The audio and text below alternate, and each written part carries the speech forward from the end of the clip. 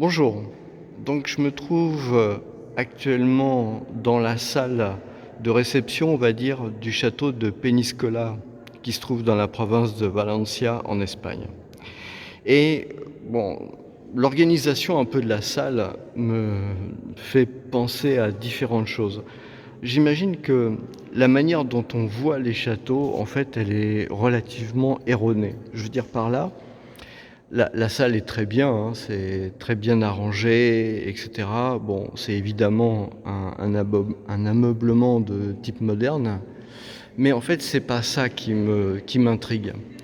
Déjà, on peut voir, si on regarde vers les armoiries qui se trouvent dans le fond, on peut voir que sur les murs, il reste des traces de peinture rouge. Alors, c'est pas nécessairement très facile à voir, mais si on se rapproche, à ce moment-là, on peut voir ces traces.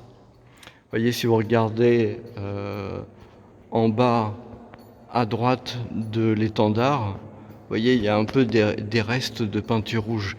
C'est pareil quand vous allez vers le haut, en fait, quand vous regardez vers la fenêtre, donc c'est peut-être pas très évident. Je vais essayer de faire un zoom. Voilà, donc là c'est peut-être un peu plus clair. On voit peut-être un peu plus nettement en fait les restes de peinture sur le mur du château. Et donc je pense que c'est une réflexion que j'ai déjà entendue par ailleurs, hein. C'est pas moi qui l'ai inventée, mais ça me paraît assez intéressant de voir que finalement il est très très probable que les murs des châteaux étaient à peu près tous enduits et peints. Enfin, je vois vraiment pas pourquoi ils garderaient en fait ces pierres à nu. Euh, Ça protège relativement mal de la température, du froid, etc. Donc vraiment, il n'y a pas beaucoup de raisons. Donc ça, c'est le premier point. En fait, je pense que les châteaux, il faudrait les revoir en reconsidérant l'aspect des murs qu'on a voulu faire pour des raisons esthétiques, hein, que je comprends tout à fait, faire des châteaux avec la pierre apparente, etc. Mais c'est probablement pas ce qu'il y avait à l'époque et c'est probablement pas ce dont ils avaient l'habitude. Ça, c'est le premier point. Il y a un deuxième point qui me paraît aussi très important, c'est comment dire, la manière dont étaient organisées les pièces. Parce que là, on voit donc à l'époque moderne, hein, une estrade. Donc on peut imaginer qu'il y avait peut-être le même genre de choses, évidemment, à l'époque, hein, pourquoi pas. Mais on voit aussi de manière très distincte dans le mur. Ça se voit sur toute la longueur du mur. En fait, vous voyez, vous avez, je vais faire un zoom dessus, vous avez des trous comme ça sur absolument toute la longueur qui sont à la même hauteur. Si vous regardez de l'autre côté, j'ai rapidement vérifié, les trous sont à peu près, disons, symétriques, ils se répondent à peu près. Donc la question qui se pose à mon avis, elle est assez simple en fait, ça servait à quoi? Ça servait à quoi? Et je pense, donc ça je sais pas hein, si c'est des choses qui ont déjà été étudiées ou pas. Bon, je me dis que ça peut toujours être intéressant de réfléchir à ça, mais moi je pense que en fait ces trous servaient à mettre du bois, des poutres, des petites poutres, on va dire, de manière à soutenir l'équivalent alors soit de parois verticales, soit de faire une élévation par rapport au sol. Pourquoi une élévation par rapport au sol? Là encore, c'est une question de température en fait et d'isolation par rapport au sol. Alors là, on est dans un château du sud, hein, du sud de l'Europe. Donc c'est vrai que peut-être c'est moins critique, quoique.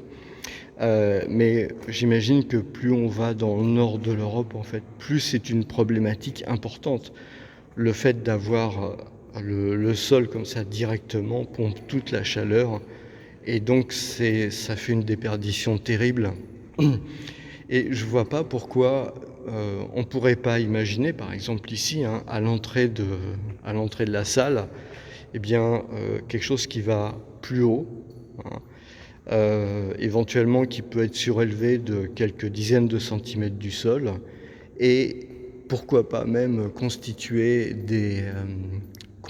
éventuellement un étage avec, à la hauteur du bas des fenêtres comme ça, eh bien un plancher qui parcourrait une partie de la salle.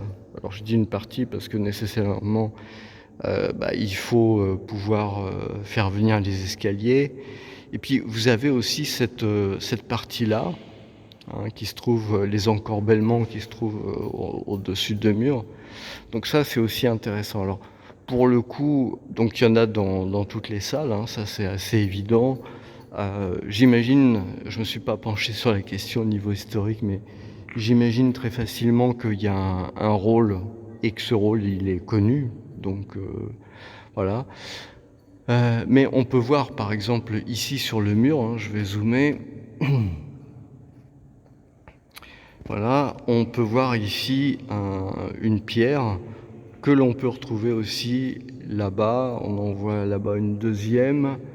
Euh, donc, et on n'en voit pas de ce côté-là. Le problème, c'est que le château a été abîmé par des siècles pas de combats, mais en tout cas, il y a eu des guerres qui se sont déroulées, il y a eu des batailles.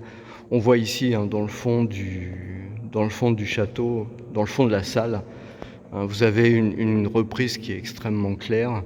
En fait, si on regarde de l'autre côté, dans la salle qui se trouve de l'autre côté, on voit que la toiture a complètement explosé, alors sous l'effet d'un boulet, hein, parce qu'il y a eu des guerres évidemment postérieures au Moyen-Âge. Donc voilà, en fait, avec cette vidéo, c'est là vraiment la remarque que je me fais, hein, c'est que les châteaux, de manière générale, pour ne pas vouloir être reconstitués comme c'était à l'époque, eh bien, en fait, conservent peut-être qu'une partie seulement de leur âme, c'est-à-dire juste la pierre nue, mais il est très probable, à mon humble avis, hein, encore une fois, c'est pas vraiment quelque chose de définitif, je suis pas un spécialiste, mais il n'est pas improbable que l'intérieur des châteaux était beaucoup plus construit, avec beaucoup plus d'enduit, de peinture, mais je crois que même les dessins de l'époque le montrent, hein, et aussi beaucoup plus construit, avec dedans plus d'escaliers en bois, de planchers en bois, de structures un peu dans ce genre-là. Je pense vraiment que c'est ce qui manque malheureusement dans les châteaux à l'heure actuelle, de manière générale, hein. Là, je fais cette photo dans ce château parce que j'y pense, mais je pense que c'est quelque chose qui est assez général. Voilà. Écoutez, je vous remercie et je vous souhaite une très bonne journée.